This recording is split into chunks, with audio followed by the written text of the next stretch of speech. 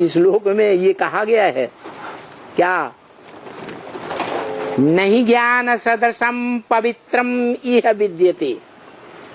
इस संसार में ज्ञान के समान पवित्र कोई भी चीज नहीं है। क्या? ज्ञान के समान पवित्र कोई भी चीज नहीं। जैसे बोला, इस दुनिया में कोई चीज कायम नहीं है, सिर्फ एक शिव बाबा ही कायम है। इस सृष्टि में सदा काल कायम है। इसलिए गीता में लिखा है ना सतो विद्यते भावो ना भावो विद्यते सत। सत्य का कभी अभाव होता ही नहीं। तो देखो, हम समझते हैं कि पवित्रता कोई स्थूल बात ही है। पवित्रता सिर्फ स्थूल बात है या सूक्ष्मते सूक्ष्म शक्ति है? हाँ जी, ये ज्ञान ही सूक्ष्मते सूक्ष्म शक्ति है। इसलिए इस ज्ञान की सूक्ष्मते सूक्ष्म शक्ति का जो मुख्य केंद्र है वो कौन सा हुआ है?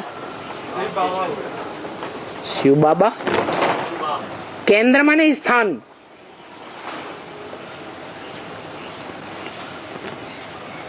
कौन सा स्थान है? अरे परम ब्रह्म तो व्यक्ति है। स्थान, अरे हाँ जी, मोस्टली ब्राह्मण ये समझते हैं कि माउंट आबू तपस्या भूमि है। वो ठीक है। नाम क्या है? माउंट आबू ही। बू माने बदबू। जहां बदबू का पहाड़ आकर के इकट्ठा हो जाए वो माउंट आबू। क्या? दुनिया की गंदी से गंदी, विविचारी से विविचारी सभी मनुष्य आत्माओं का जो भोगी आत्माएं हैं उनका बड़े ते बड़ा पहाड़, उनकी मन बुद्धि कहाँ जाकर के केंद्रित होगी? है? विनाश काल में माउंट आबू। लेकिन वो स्थूल पत्थर का, ग्रेनाइट पत्थर का ऐसा पहाड़ है जो एक ही पत्थर से बना हुआ है और बहुत गहरा है उसका फाउंडेशन। जैसे शास्त्रों में कहा है,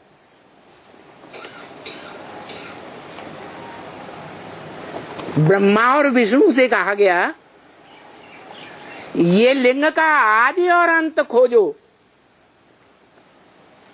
तो विष्णु नीचे की ओर गया और ब्रह्मा ऊपर की ओर गया। जाते गए जाते गए जाते गए, कहीं भी आदि अंत नहीं मिला। जैसे यही बात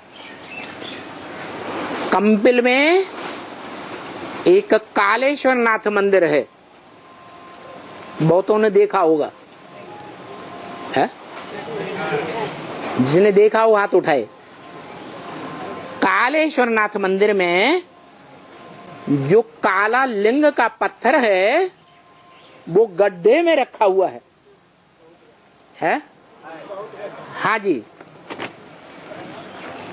किसी अंग्रेज बड़े ऑफिसर ने ऑर्डर दिया इस पत्थर का अंत निकाला जाए। खोदते गए खोदते गए खोदते गए, अंत मिला ही नहीं, वो और चौड़ा होता चला गया। आखिरी उसको बंद किया और फिर मंदिर का रूप दे दिया। नाम क्या दिया? काल का ईश्वर। दुनिया में जब बड़े से बड़ा काल आता है, सामान्य काल तो जन्म जन्मांतर आता ही रहता है, लेकिन महाकाल कब आता है? महामृत्यु कब होती है? कलयुग के अंत में इस सृष्टि पर महामृत्यु बर्पा होती है। उस समय वो संसार के सामने महाकाल प्रत्यक्ष होता है। वो महाकाल कौन है? कौन सी आत्मा है?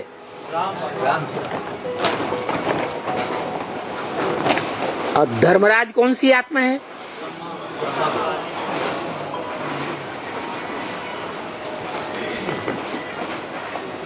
धर्म का राजा है? धर्म का राजा कौन है? ब्रह्मा बाबा। उससे बड़ा धर्म की धारणा करने वाला धर्म का राजा कोई आत्मा नहीं। अगर कोई है नहीं तो ब्रह्मा बाबा ही सनातन धर्म का राजा होना चाहिए। ब्रह्मा बाबा ही शास्त्रों में ब्रह्मा का बड़ा पुत्र मानसी संकल्प की सृष्टि सनत कुमार गाया जाना चाहिए। जिस सनत कुमार के फॉलोअर्स का नाम सनातन धर्म वाले कहा जाता है, तो ऐसा तो है नहीं। कहते हैं सनत कुमार एक नहीं था, सनत कुमार नाम के 4 थे, नाम तो अलग अलग है। सनत, सनातन, सनंदन, सनत कुमार। लेकिन सनत कुमार सबसे छोटे होते हुए भी ज्ञान और योग में सबसे तीखे थे, इसलिए उनको बड़ा माना गया, योगीश्वर माना गया। वो योगीश्वर का पार्ट दादा लेखराज ब्रह्मा की आत्मा नहीं। कौन? जिसको कहा जाता है शिव बाबा। ब्रह्मा तो शरीर को त्याग देते हैं, काल खा जाता है, लेकिन संसार में जो योगीश्वर कहा जाता है, योग सिखाने वाला, जो हम कहते हैं हमको शिव बाबा पढ़ाते हैं राजयोग की पढ़ाई, वो शिव बाबा स्वर्ग का वर्षा देने वाला इस सृष्टि पर धर्म का पिता है या माता है? धर्म पिता के नाम पर धर्म का नाम होता है या माता के नाम पर धर्म का नाम होता है? क्राइस्ट धर्म पिता आया, जीसस नाम के व्यक्ति में आया। क्राइस्ट के फॉलोअर्स का नाम क्रिश्चियन पड़ा। धर्म पिता के नाम पर क्रिश्चियन धर्म नाम पड़ा। जीसस के नाम पर क्रिश्चियन नाम है नहीं पड़ा। ये परंपरा है। बाप के नाम पर फॉलोअर्स की सरणी चलती है। तो शिव बाबा हमको राजयोग पढ़ाते हैं।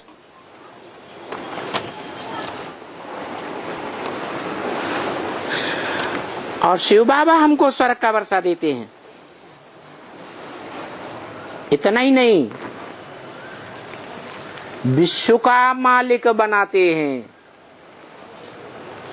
स्वर्ग का मालिक या विश्व का मालिक? क्या अंतर है स्वर्ग में और विश्व में? विश्व में सारा जगत आ जाता है। विश्व में विश्व धर्म आते हैं। यूनिवर्स को विश्व कहा जाता है। और जन्नत में यूनिवर्स नहीं होता है। सब धर्म वाले नहीं होते हैं।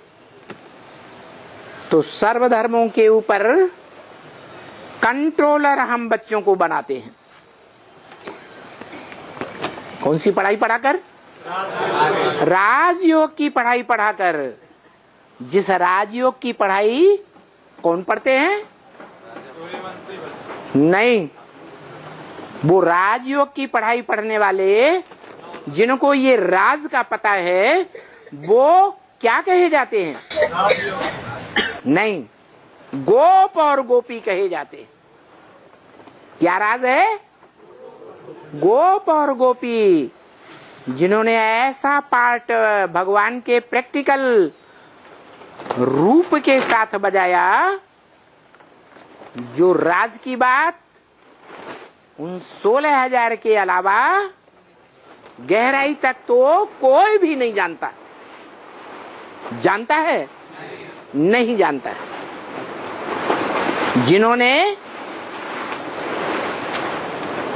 वो सुख भोगा है सर्वोपरि, जिसको कहते हैं स्वर्ग से सुंदर संगम युग है, स्वर्ग से भी श्रेष्ठ अतीन्द्रिय सुख देने वाला, इंद्रियों से परे का सुख देने वाला, अखंड सुखदायी बनाने वाला वो राजयोग है, जो गीता में लिखा है, गुह्यात् गुह्यतरम ज्ञानम। क्या मैं तुमको क्या सुनाता हूँ? गुह्यते गुह्य, राज की बातें सुनाता हूँ। वो गुह्य कितने गुह्य राज की बातें वो ही जानते हैं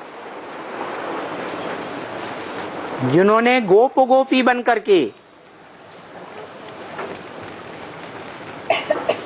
अपनी बेटियों को,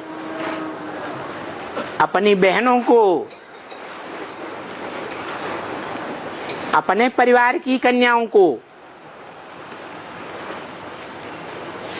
राजयोग सिखाने वाले के प्रति समर्पण किया है। वो इस राज को जानते हैं। जिन्होंने समर्पण किया ही नहीं वो जानेंगे? हैं? नहीं जान सकते। अथवा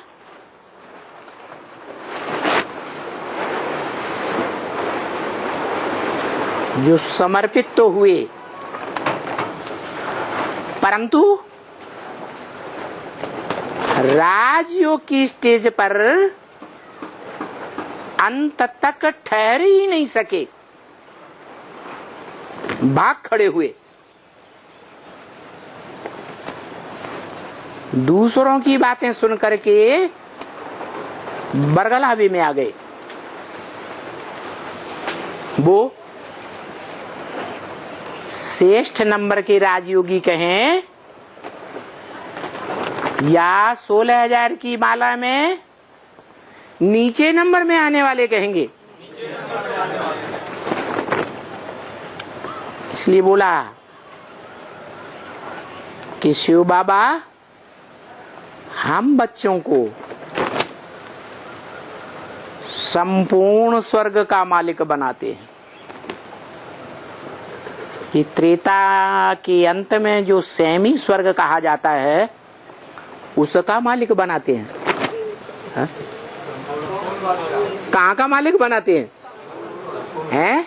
शिव बाबा तो अपनी तरफ से संपूर्ण स्वर्ग का मालिक बनाते हैं। क्या?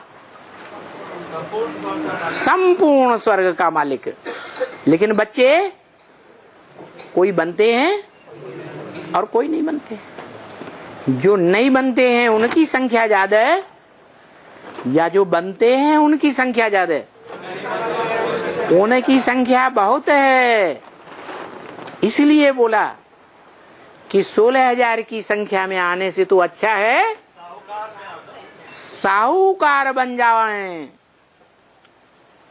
जो साहूकार होते हैं बड़े बड़े, उनके घर में परिवार में बहुत सुख समृद्धि होती है। राजाओं की तरह जैसे सुख समृद्धि होती है, उस सुख समृद्धि में पलें, वहां जाकर के जन्म लें। बाप के घर में आकर के समर्पित होकर के फिर धोखा देकर चले जाएं तो वो क्या बनते हैं? है वो फिर चांडाल का पद पा लेते हैं। तन मन धन अर्पण करके अगर कोई वापस ले ले तो कौन सा पद मिलता है? चांडाल का पद मिलता है। ऐसे समर्पित होने वाले और भाग जाने वाले, अनिश्चय बुद्धि बनने वाले नीच पद पाते हैं। सबसे नीचा पद है चांडाल। उससे ऊंचे है दास दासी। लेकिन ये बताया कि वो राजकुल में ही दास दासी बनेंगे, राजकुल में ही चांडाल बनेंगे।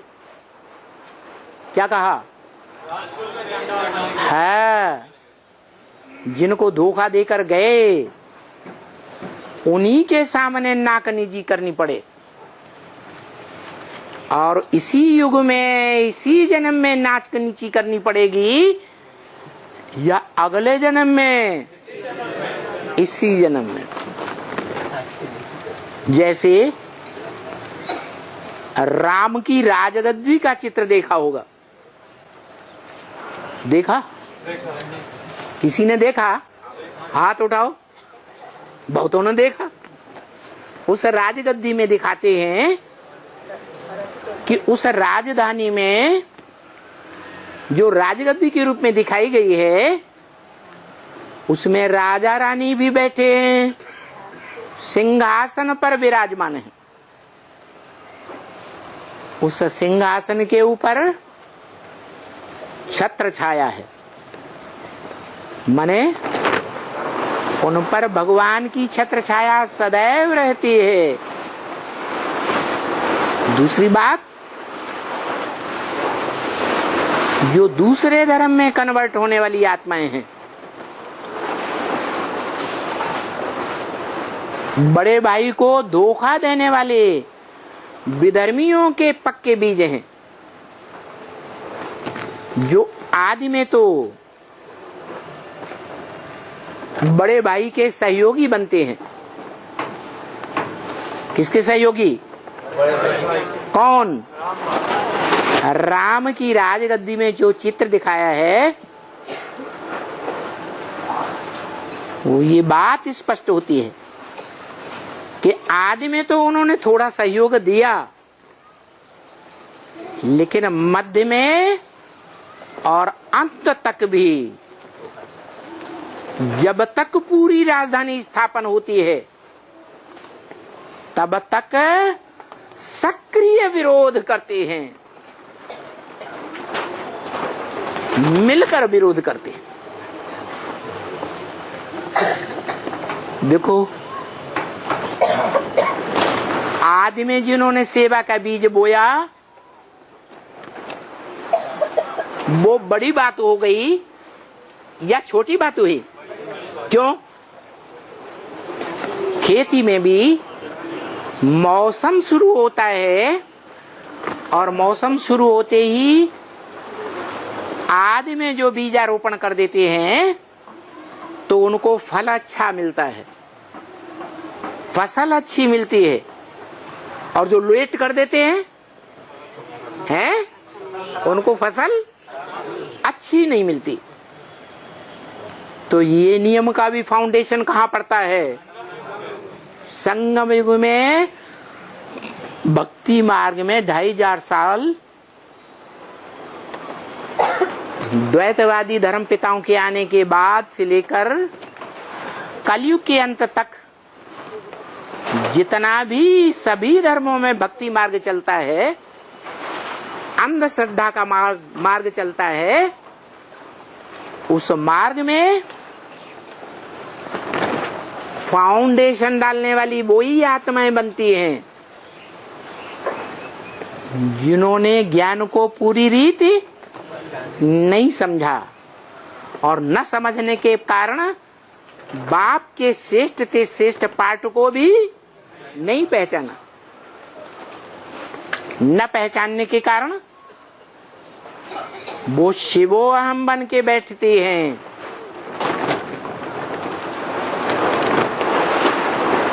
ब्रह्मा को ही फॉलो करती है। जैसे ब्रह्मा की आत्मा समझती है दादा लेखराज की, अहम ब्रह्मास्मि, मेरे से ऊंचा ब्रह्मा कोई है ही नहीं। मैं गीता का साकार भगवान हूं। शिवो अहम, जिस शिव के मंदिरों में आज तक भी पूजा होती है, वो मैं हूं। तो भक्ति मार्ग में सभी धर्मों की जो भी परंपराएं देखी जाती हैं अंधश्रद्धा की, उन सब का फाउंडेशन कहाँ पड़ता है? संगम युग में पड़ता है। इसीलिए गीता में कहा है, मम वर्तमान वर्तन्ते मनुष्या पार्थ सर्वस्य। इस दुनिया के जो भी मनुष्य मात्र हैं, मेरे वर्तमान है रास्ता, मेरे रास्ते का ही अनुगमन करते हैं।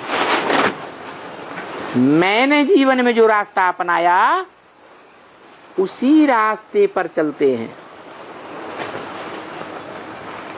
तो देखो कितना बड़ा महत्व हो गया संगम युग का। कलयुग के अंत और सतयुग के आदि का वो संगम जितना जितना शॉर्ट होता जाता है। क्या अभी कितने साल हो गए संगम को? 80 साल होने जा रहे। ये तो लंबा समय हो गया।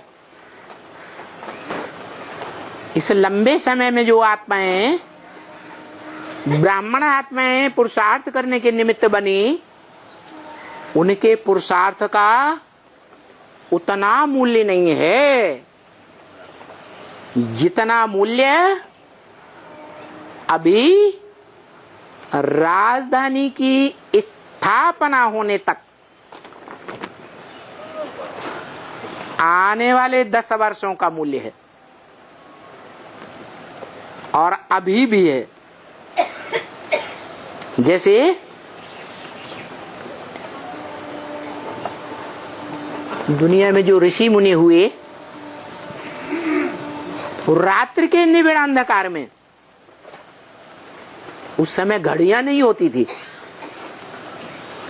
तारों की स्थिति देखकर ज्ञान के आधार पर जान लेते थे कि अभी रात्रि का कितना समय बचा है, सूर्योदय होने में कितना टाइम बाकी है। और वो अमृत वेले उठ जाते थे, अमृत वेले का पुरुषार्थ करते थे, जानते थे कि सूर्योदय होने से पहले जितना हम अपने मन बुद्धि को एकाग्र करेंगे उतना हमारी आत्मा ज्यादा पावरफुल बनेगी।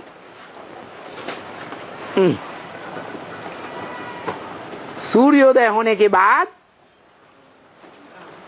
फिर उतना पुरुषार्थ पावरफुल नहीं रहता। तो ज्ञान सूर्य भी इस सृष्टि पर उदय होने का एग्जैक्ट टाइम होता है या नहीं होता है? जैसे बच्चा गर्भ में 9 महीने तक गुप्त ही पलता रहता है, ऐसे ही पांडव और पांडवों का बाप, पांडु कहो, पंडा कहो, सच्चा रास्ता बताने वाला कहो, लंबे समय तक गुप्त पार्ट बजाते हैं। क्या? कैसा पार्ट बजाते? लंबे समय तक गुप्त पार्ट बजाते। और जब ज्ञान सूर्य पूरा उदय हो जाता है तो वो पांडव, जिन्हें 5 पांडव कहा जाता है, और उनके फॉलोअर्स सब प्रत्यक्ष हो जाते। जो पांडव धर्म युद्ध कहो, धर्मों के आधार पर जो कर्मकांड बनाए गए हैं, कर्मों का युद्ध कहो, उस युद्ध में पहले 5 की संख्या में थे। जब युद्ध का अंतिम समय, अंतिम छोर आता है तो उनकी संख्या बढ़कर कितनी हो जाती? 7 अक्षोणी हो जाती है।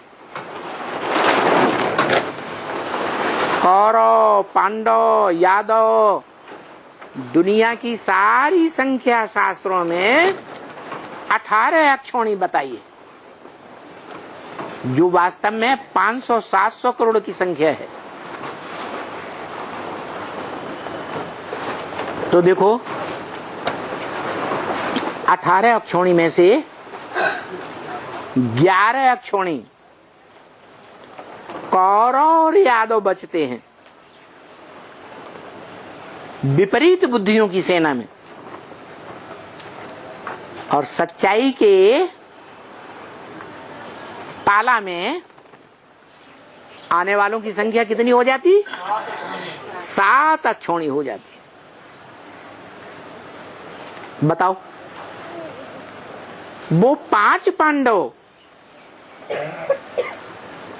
जो भिखमंगे के रूप में दिखाए जाते हैं, जिनके हाथ में दुनियावी कोई सत्ता नहीं होती, तन धन धाम सुहृद परिवार कुछ भी ऐसा नहीं होता, वो पांडव भगवान का आधार लेकर के, जो गुप्त पार्ट बजाने वाला है,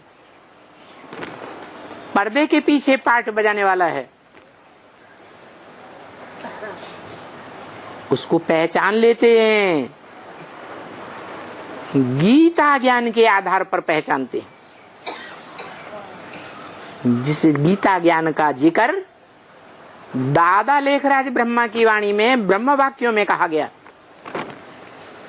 अभी गीता ज्ञान कहेंगे,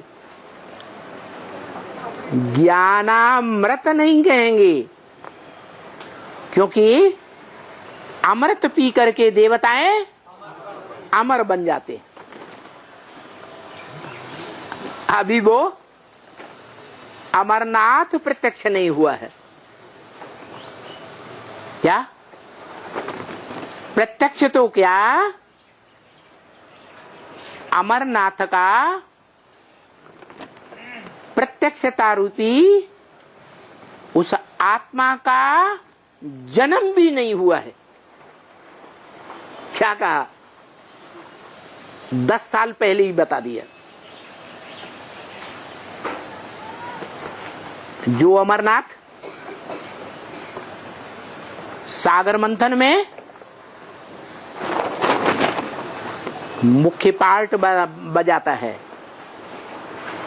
जो पार्ट बजाने की कोई में क्षमता नहीं है, न देवताओं में, न राक्षसों में, न मनुष्यों में। कौन सा पार्ट है? अरे मंथन से ही तो वो अमृत निकलता है अंत में,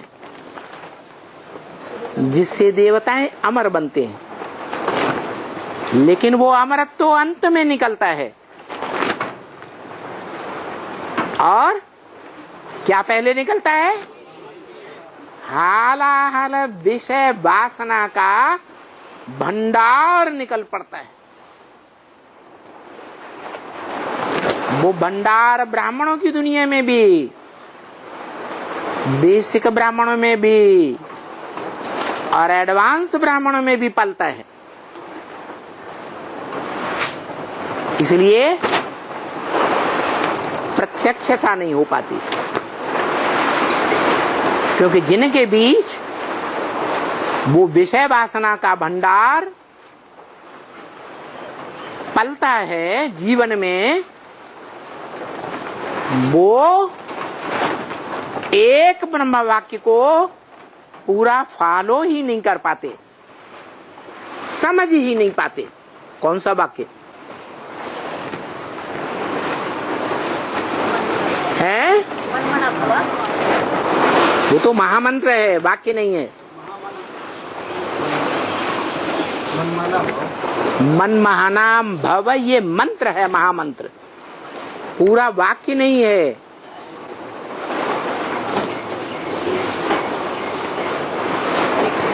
हैं? शिव बाबा? एक शिव बाबा, दूसरा नहीं। वो महावाक्य है जो सुना लगभग सभी ने होगा। क्या? कम से कम जो रोज मुरली सुनते हैं उन्होंने तो जरूर सुना होगा। बताएं? हैं?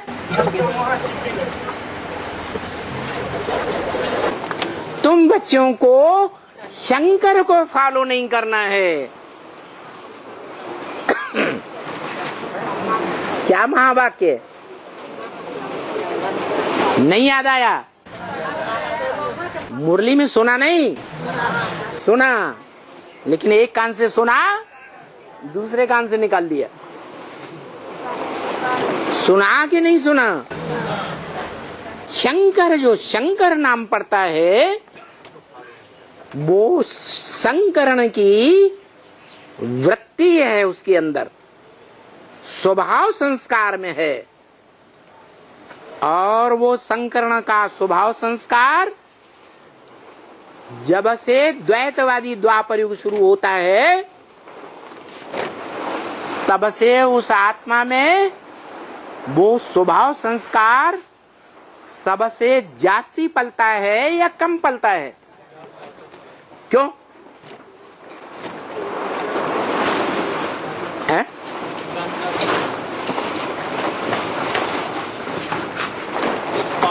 हैं? बड़ा पार्ट है, प्रधान उसमें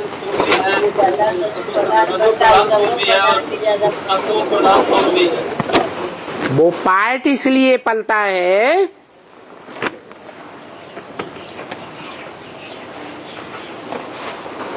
कि जो बड़े राजा का पुत्र होता है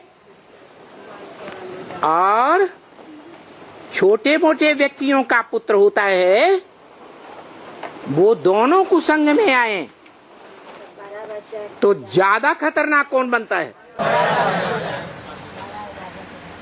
यहाँ ब्राह्मणों की दुनिया में वो आत्मा कौन जो बड़े ते बड़े बाप का बच्चा है, जब द्वैतवादी दुनिया आती है, दुष्टों की,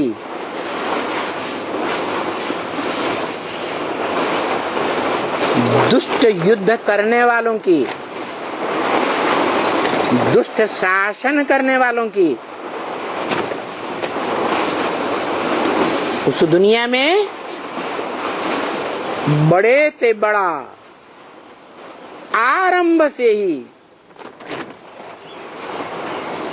दुर्योधन और दुशासन वृत्ति किसमें पलती है? बताओ। रामबली आत्मा में पलती है।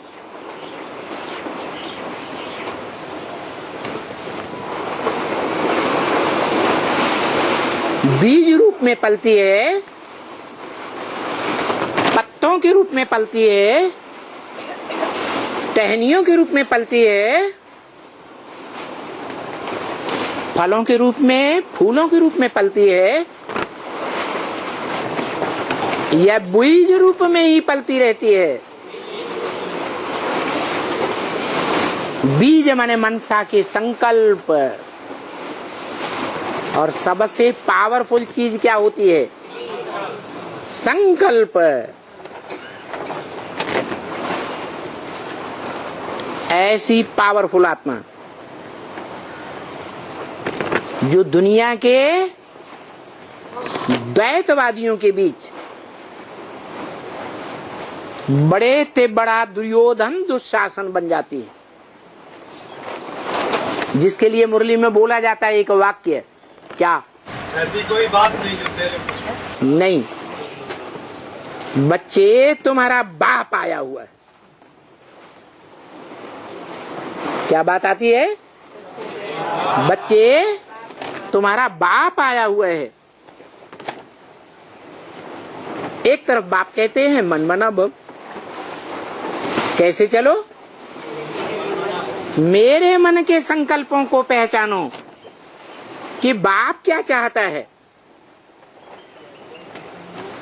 ऐसा ही कर्म करो, ऐसी ही बात करो, ऐसा ही संकल्प करो। लेकिन होता क्या है? ऐसा ही करते हैं जैसा बाप चाहता है मनुष्य सृष्टि का, या विपरीत करते हैं। इसलिए ये दुनिया की हालत हो जाती है कि बाप जो कहते हैं वो नहीं करते। क्या? बाप जो कहते हैं वो नहीं करते, और बाप जो करते हैं वो बच्चे वो ही करते हैं, उसी के ऊपर नजर रहती है, उसी बातों का लेन देन करते हैं। अखबारों में भी बड़े रुचि से पढ़ेंगे, इंटरनेट की वेबसाइट में भी बड़ी रुचि से पढ़ेंगे, फेसबुक में बड़ी रुचि से पढ़ेंगे, और ढेर की ढेर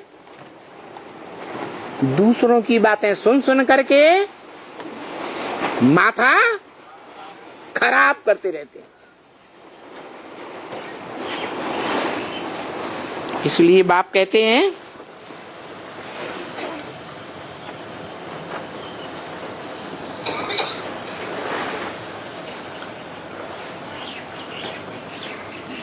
जो बाप राजयोग सिखाते हैं वो सहज राजयोग है। वाह भाई, सहज राजयोग है तो सबको सहज लगना चाहिए या कठिन लगना चाहिए? सहज परिवर्तन हो जाना चाहिए या 80 साल से भी ज्यादा लगना चाहिए? फिर क्यों नहीं होता? ये सहज राजयोग सहज तो है ना बच्ची। स्वर्ग में जाने के लिए बहुत सहज है। क्या? हाँ, जितने अव्वल नंबर स्वर्ग में जाएंगे उनके लिए तो बहुत सहज है। माना 8 के लिए सहज है या सब के लिए सहज है? 8 के लिए सहज है। राजा बनने के लिए बहुत सहज राजयोग है। क्या? आधीन बनने की बात नहीं। राजा आधीन होता है या स्वाधीन होता है? राज्य में स्वाधीन होता है। ये संस्कार स्वाधीनता के डालने वालों के लिए ये राजयोग बहुत सहज है। उन्हें स्वचिंतन करना चाहिए। राजयोगियों को या परचिंतन करना चाहिए? क्या करते हैं? हाँ जी, तो हम तो बाबा बाबा करते रहे। क्या हमारे मुख से बाबा बाबा ही रटनांती रहे। शिव बाबा से हम बहुत सहज सहज बरसा ले रहे कि हमारा बेहद का बाबा है। बेहद का बाबा है या बेहद का बाप है? बेहद का बाबा है। और वर्षा हमको बड़ा सहज देते हैं। क्या? कैसा वर्षा देते हैं? बड़ा सहज वर्षा देते हैं। सहज सहज याद करते रहो और वर्षा लेते रहो। क्या? जितने भी धर्म पिताएं हैं मुख्य मुख्य पार्टदारी है ना दुनिया के। धर्म पिताएं ग्रेट फादर्स है ना। उनका पुरुषार्थ निराकार को याद करने का कठिन पुरुषार्थ है या निराकार साकार के मेल को याद करते हैं? निराकार को सिर्फ याद करते हैं। निराकार को धर्म पिताएं याद करते हैं। साकार को तो याद करते ही नहीं, घृणा करते हैं। ईर्ष्या देश आता है।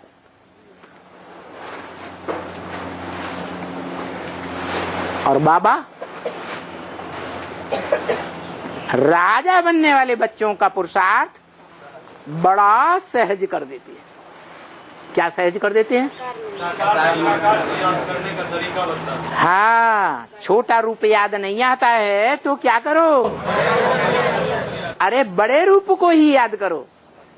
जो जन्म जन्मांतर तुम्हारी आदत पड़ी हुई है।